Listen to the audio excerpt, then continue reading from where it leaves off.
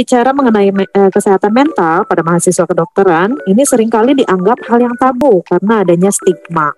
Kekhawatiran mempengaruhi pendidikan yang dijalani, kemudian kekhawatiran untuk dikucilkan oleh teman-temannya, serta adanya persepsi bahwa sepertinya saya nggak layak deh jadi dokter kalau misalnya mengalami gangguan psikiatri gitu ya. Namun tidak dapat dipungkiri bahwa pendidikan di bidang kedokteran ini ternyata merupakan stresor yang sangat potensial yang memungkinkan terjadinya gangguan psikiatri.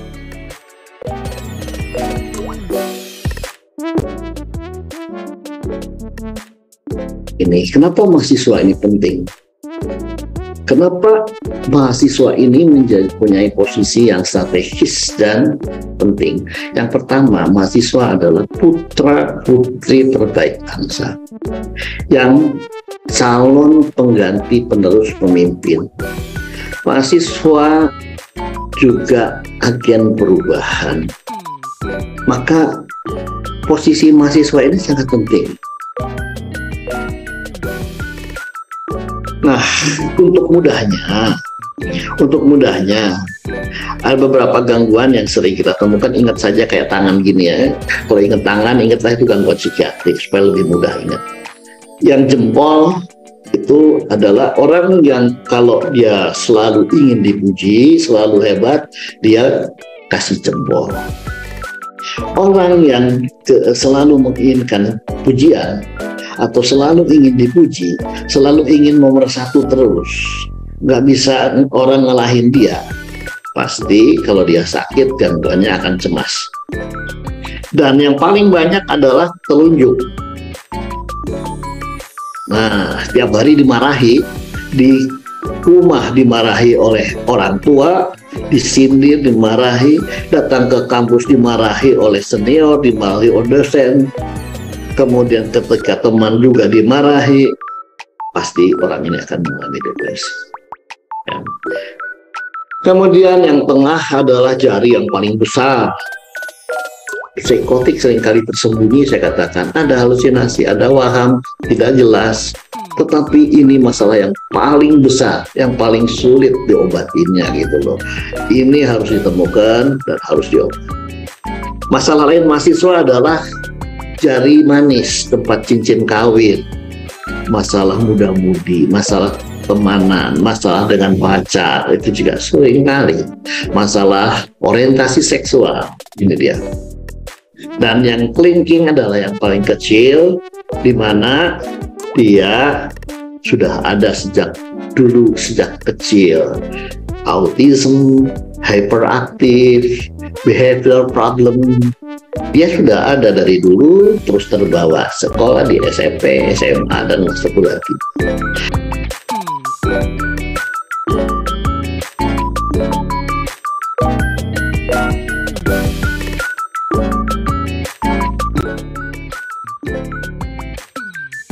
Materi hari ini saya kebagian judul mengenai self love. Sebenarnya bagaimana kita menjadi teman baik buat diri sendiri sehingga akhirnya kita bisa membagikan empati, membagikan kasih sayang buat orang lain. Tadi dokter tadi sudah bilang zaman sekarang ini memang relasi sosial itu menjadi hal yang penting. Tetapi seringkali itu juga menjadi hal yang menyakiti ya. Jadi nanti kita akan belajar bagaimana set boundaries, bagaimana kita membuat batasan yang jelas, sehingga kalaupun kita berbagi, kita mengasihi orang lain, itu tidak sampai membuat kita menjadi gangguan. Nah, jadi kalau dibilang sebenarnya definisi dari self-love itu apa sih? Ternyata definisi dari self-love adalah bagaimana kita belajar mengapresiasi tetapi harus sesuai dengan nilai dan value hidup kita sendiri. Jadi jangan sampai kita belajar mengapresiasi tetapi sesuatu hal yang bertentangan dengan norma sosial, bertentangan dengan norma kaidah agama, dan lain-lainnya.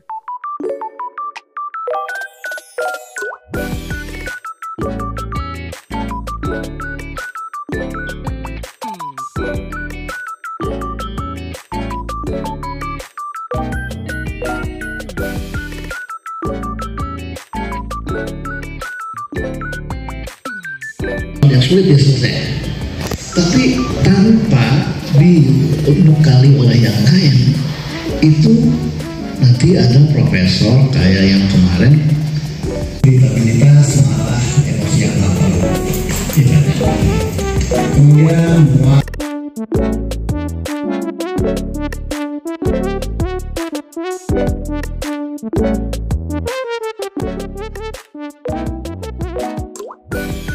lalu dia menyampaikan hanya saya sudah tidak merasa nyaman di rumah karena setiap hari saya harus melihat orang tua saya bertengkar.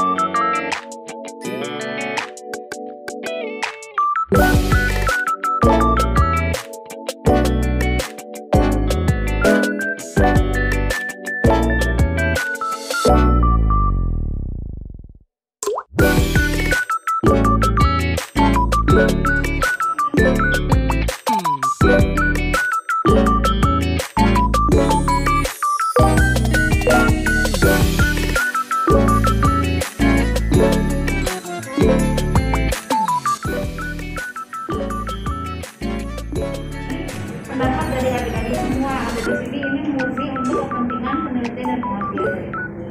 Oleh karena itu, saya mohon izin saja kegiatan FGD ini berarti langsung kami berhubung kepada Dr. Titik, maka silakan Dok.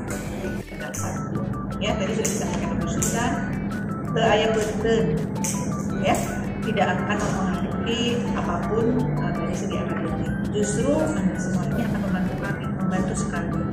Ya, kemarin kalau tidak salah, saya kebetulan saya baca beberapa penelitian soal masalah kesehatan mental teman-teman yang sedang jadi mahasiswa pada saat mulai pandemi. Jumlahnya ternyata sangat-sangat tinggi ya, sampai 80% loh, dengan berbagai level. Ya, jadi kita kan nggak mau ya teman-teman dan tentu saja kami sebagai dosen juga nggak mau kan kalau mahasiswa jadi stres, jadi malah kualitas belajarnya ya itu jadi nggak bagus karena Anda itu empatinya sudah baik. Kira-kira buat kalian sendiri menjadi seorang konselor itu buat kamu gimana? Jadi kebetulan karena saya mau juga sama-sama kenapa aja sama. Oke. Sama juga dok. Sama juga. Sama dok kebetulan emang ada beberapa Orang juga dong. ada beberapa juga teman yang sama ada depresi. Kenapa mungkin kayak melihat dari setiap tahun bahwa banyak yang teman-teman juga yang sebenarnya merasa pusing dan pada akhirnya malah gugur dan nggak lanjut naik tingkat dan sebagainya gitu dengan alasan stres, capek dan sebagainya dan penyesalannya itu tidak bisa membantu buat mereka.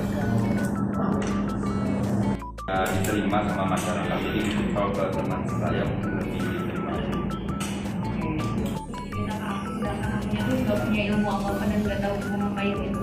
Jadi pengen belajar dari sini. Kalau aku sendiri tuh kayak pengen jadi tempat atau yang nyaman untuk orang bercerita. Untuk saya sebenarnya hal baru, jadi saya juga pengen coba gimana sih kalau misalnya ada teman yang cerita, saya tuh ngasih timbal balikan. Oke. Jadi cuma bisa dengerin aja gitu tanpa tahu kita harus gimana ya gitu ke depannya, dari solusinya harus gimana gitu sih. Kalau untuk saya sendiri, kenapa ingin menjadi berkonselor? Yang pertama, ingin merangkul teman-teman, jangan sampai mereka tuh berhenti di sini aja gitu. Dengan masalah-masalah mereka kita saling bantu gitu untuk bisa tetap bertahan, khususnya di FK ini gitu. Oke.